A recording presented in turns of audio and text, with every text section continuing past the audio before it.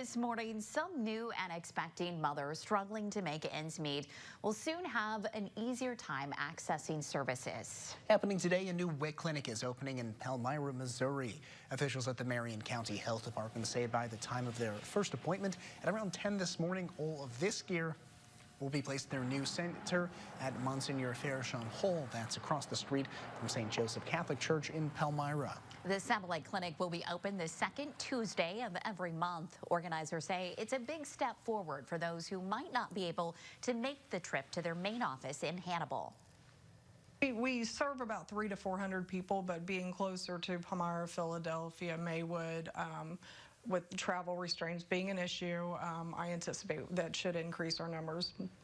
The clinic is open to Missouri residents on WIC. If you would like to make an appointment, you can call 573-221-1166.